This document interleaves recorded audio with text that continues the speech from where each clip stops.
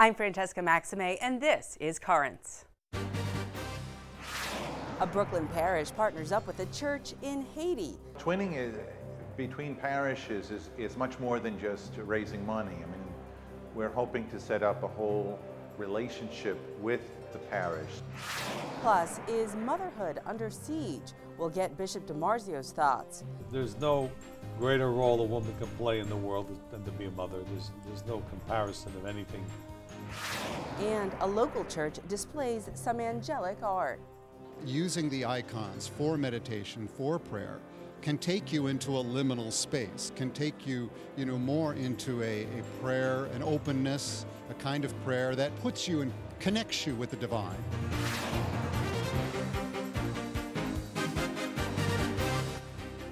Well, good evening, and thank you so much for joining us. Liz Faublas has the night off.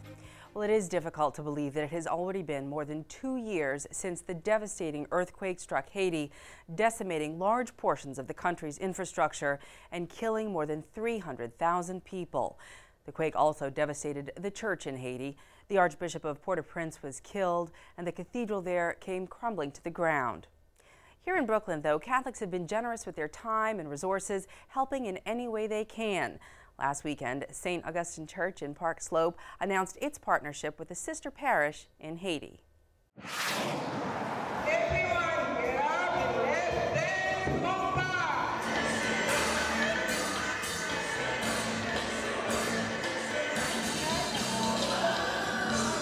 Tonight's event is our 4th annual parish social for Haiti.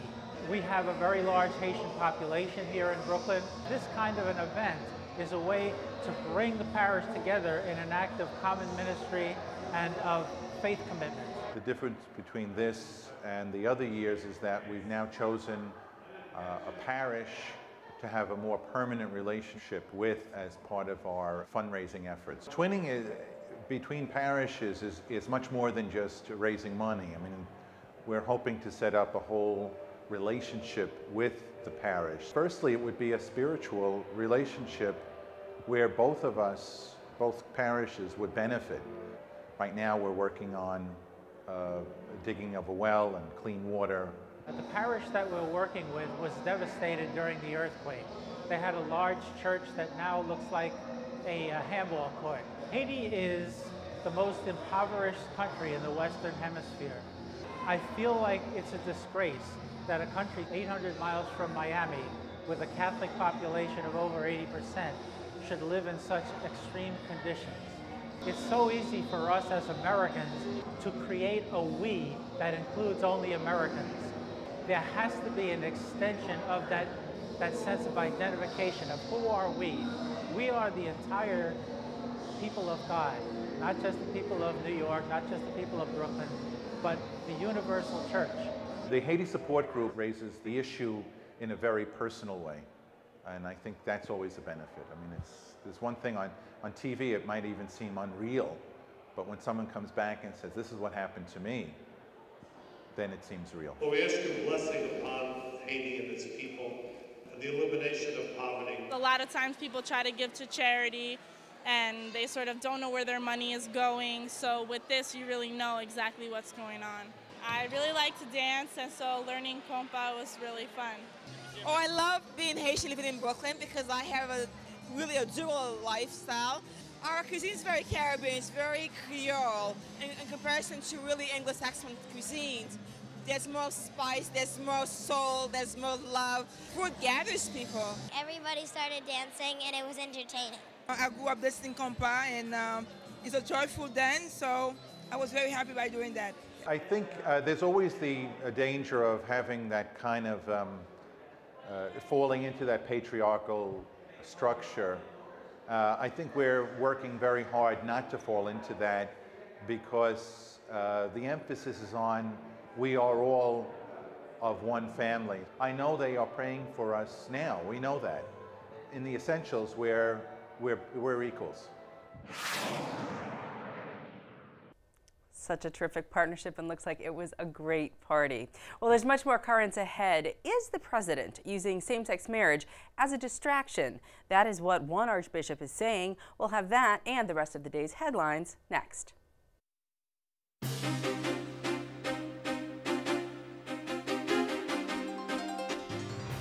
Welcome back to Currents. I'm Francesca Maxime.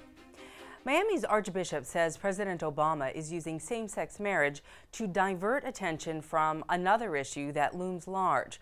Rome Reports caught up with the Archbishop, who was in Rome for his regular ad limina visit with Pope Benedict. Miami Archbishop Thomas Wensky believes that Obama's support for same-sex marriage is a political move meant to be a distraction during this year's election campaign. It's interesting that the president would make this announcement at this particular time. Last week, it seemed that the press was saying that the election was going to be about the economy.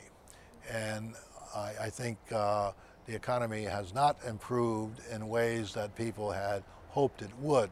And so if the election was going to be about the economy, then that would not be favorable to the president and his administration.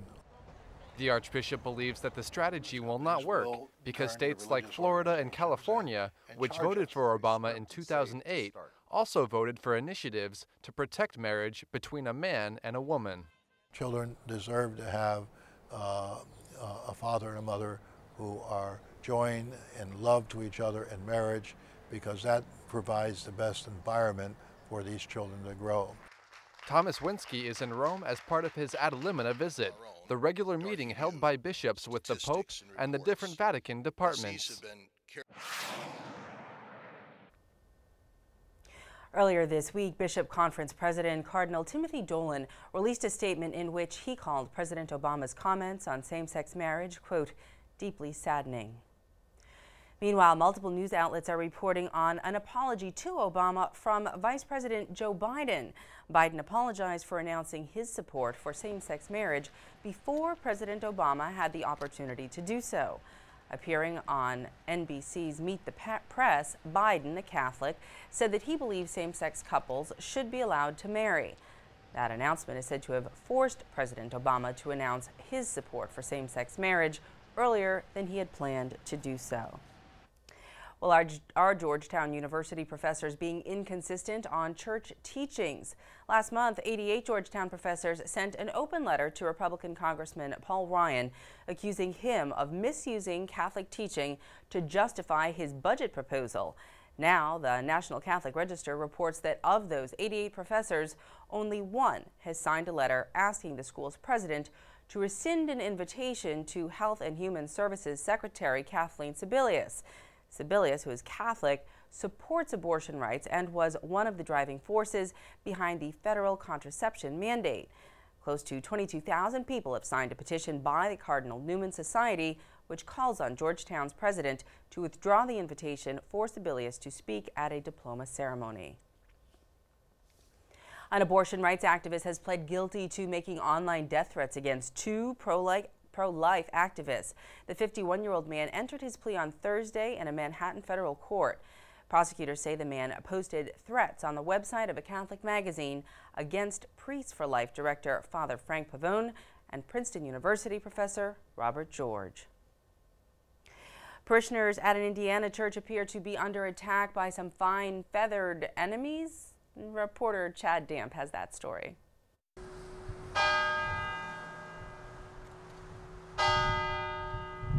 Recently, it hasn't been the church steeple that's had people looking up before entering St. Joseph's Catholic Church in Mishawaka.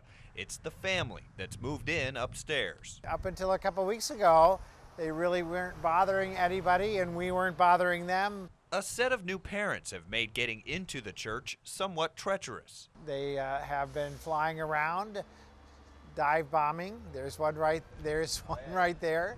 Two hawks have made a home on the front side of the downtown church, and occasionally they get a bit too protective, swooping down and attacking people. Well, they got one lady on the top of her head and she had to have stitches, and another woman on the side of her face. Hawks making themselves at home here isn't a new occurrence. The other time they were on the back side of the church and not really bothering anybody. The church called the Department of Natural Resources to see about having the nest removed, but DNR says the hawks are a protected species, so until they decide to leave, the only thing people can do when coming to church is wear protection.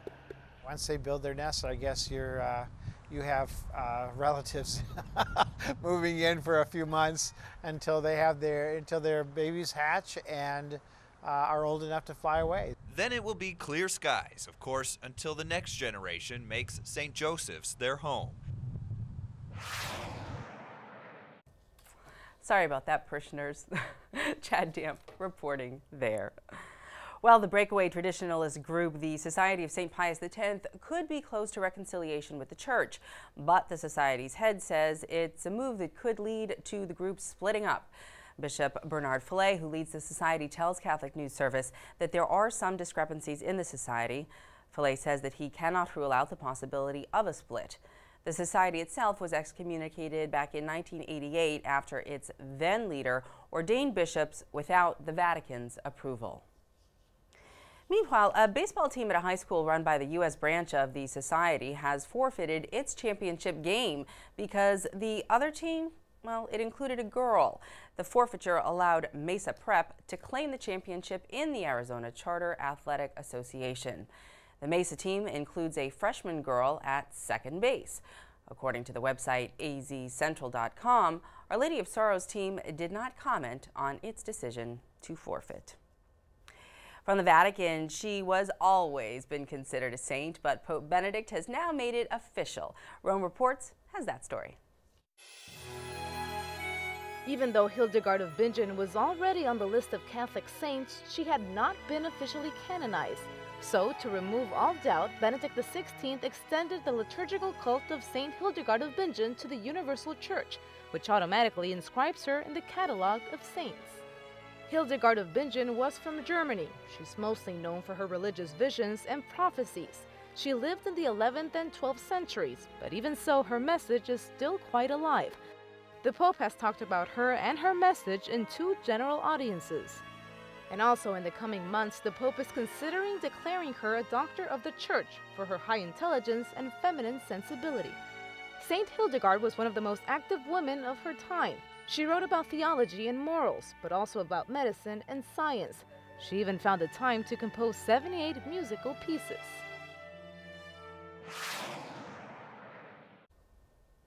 Well, back in this country, a priest known for his media evangelization has been given a new job.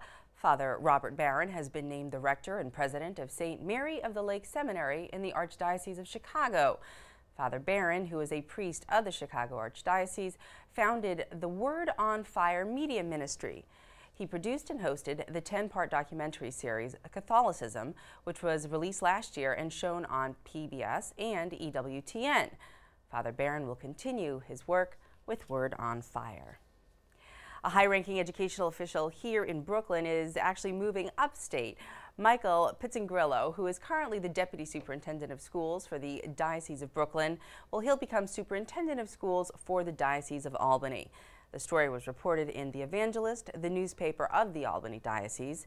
Pizzingrillo previously served in numerous positions in the Brooklyn Diocese Education Department, including as an elementary school principal, as well as an Associate Superintendent for Strategic Planning, Government Programs, and Public Policy. Congratulations. Well, it is an annual event. Last night in Manhattan, a nonprofit law firm honored its founder. Because of the Becket Fund, the Pledge of Allegiance still includes the words, "under God," confirming that our rights come from God, not from the state. The Becket Fund is a unique law firm. It is the nation's leading nonprofit law firm dedicated to defending the religious liberty of peoples of all faith. This is the 17th annual Canterbury Medal Dinner, and this year we are presenting the award to our founder, Kevin Seamus Hassan. About 20 years ago, our founder left private practice in a prestigious Washington, D.C. law firm to found the Becket Fund.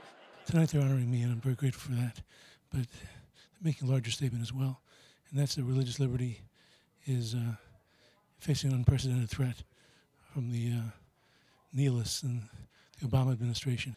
And we're gathering friends of religious liberty from all persuasions who think each other are wrong theologically, but prepared to defend the civil right to be wrong. You know, the real thing about Seamus Hansen, who's the founder of this institute, is that he appears so modest and so, kind of just blends into the scenery, but underneath that is this incredibly brilliant strategic and legal mind. If everybody in America doesn't have religious liberty, nobody in America has religious liberty. This is an attack by people who believe in nothing against the very idea of believing in anything. And this is a truly fundamental fight. It's not a fight over who God is. It's not even so much a fight over if God is. It's a fight over who we are. The prudent thing to do is to not back down, but to step up. My hat's off to you. Thanks.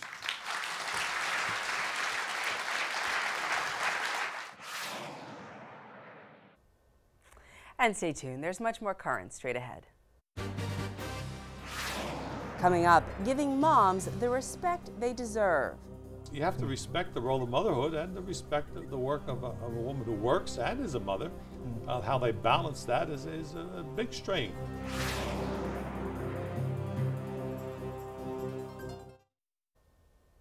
Welcome back. Well, it was a slam against Mitt Romney's wife, and one that Romney supporters are trying to use to their advantage. During an appearance last month on CNN, Washington lobbyist Hillary Rosen said that Ann Romney, who is a stay-at-home mother, quote, never worked a day in her life. Rosen was roundly criticized for that comment, which she apologized for just a day after making it. But now a new ad attempts to associate that quote along with a much cruder comment from comedian and talk show host Bill Maher with President Obama. Whether it will stick remains to be seen, but the ad is certainly timely, coming right before Mother's Day. Our news director here at Currents, Ed Wilkinson, recently had a chance to talk about Ann Romney, motherhood, the role of women in society, and May as the month of Mary with Brooklyn Bishop DiMarzio. Here now is this week's Into the Deep. Bishop, thanks for being with us again. Good to be here.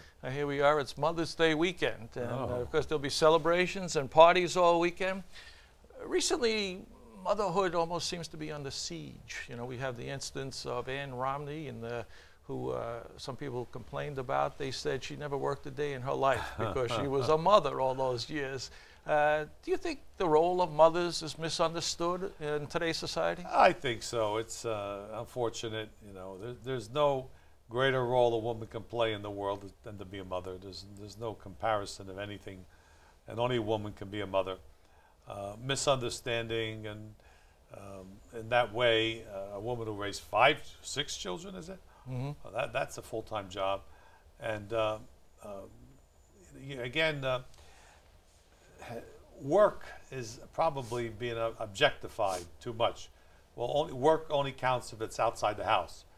Work only counts if you're earning a lot of money. Work is not, you can't objectify it that way.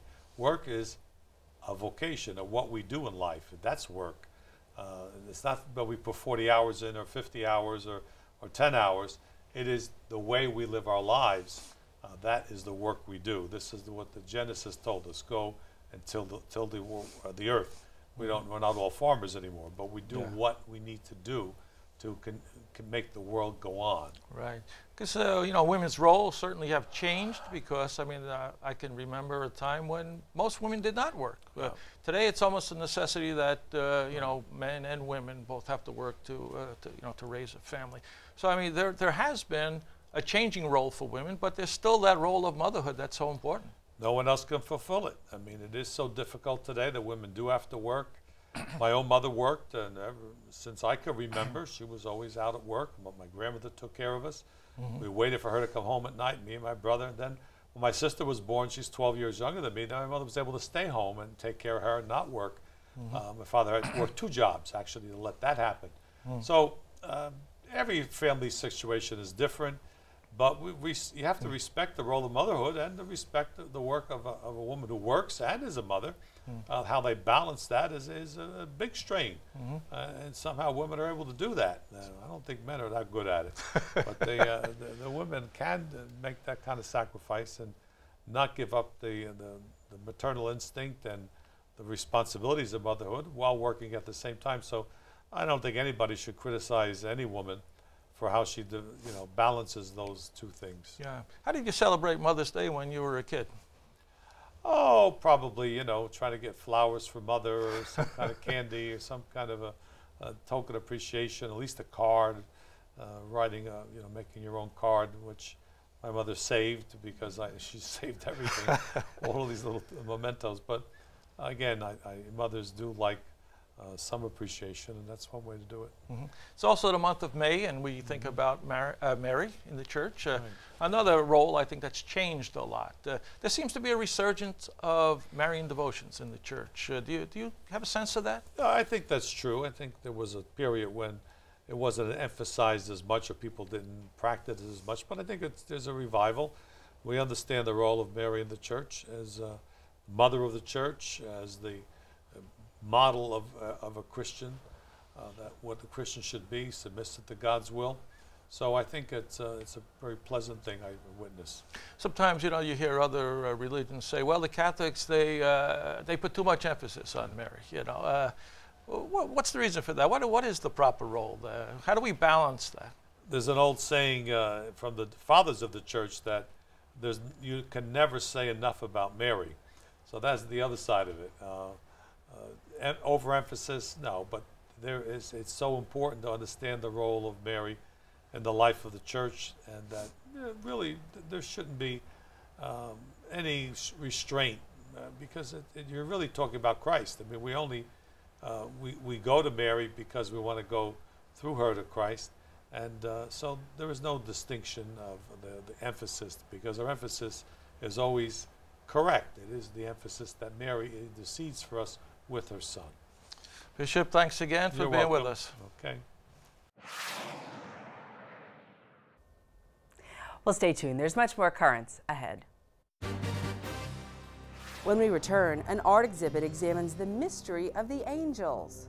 The first concept of angels came from the Hebrew book of Genesis. That's the first image that's noted. They were the seraphim. They were covering the Ark of the Covenant.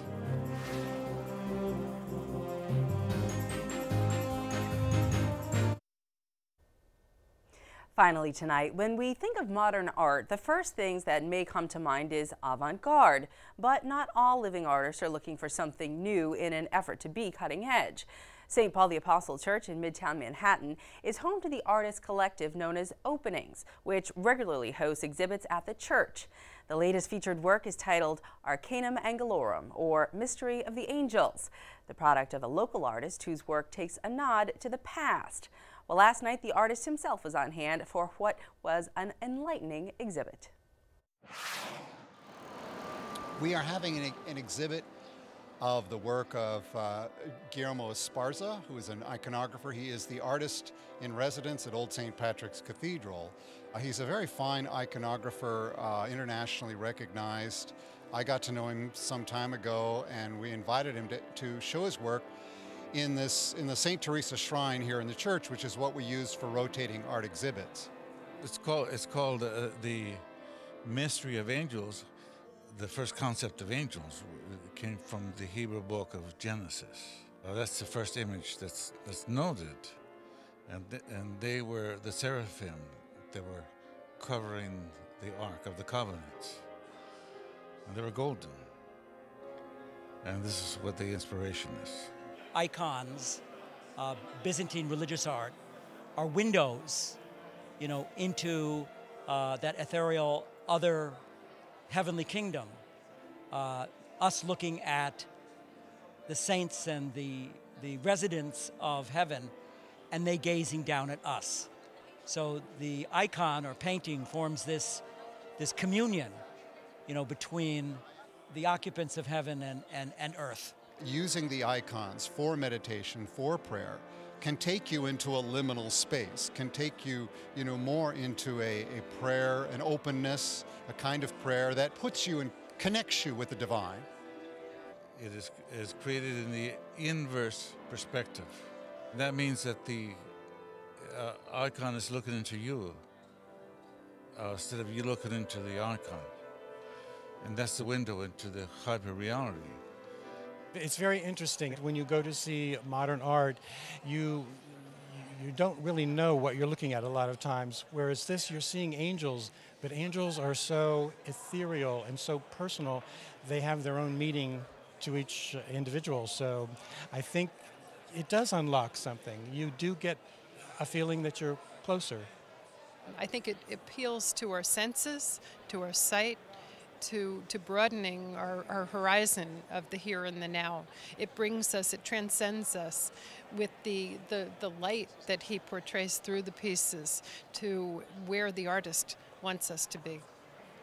I really hope for an increased dialogue, conversations, because I firmly believe that great art inspires conversations, and great art is a conversation that doesn't end. It's elusive, and I don't claim to have the secret of the angels. I'm only scratched the surface. Definitely beautiful. Well, that is all for this edition of Currents. But before we go, we want to wish all the moms out there a very happy Mother's Day. For all of us here at Currents, I'm Francesca Maxime. Thank you so much for watching. Have a good night and a great weekend.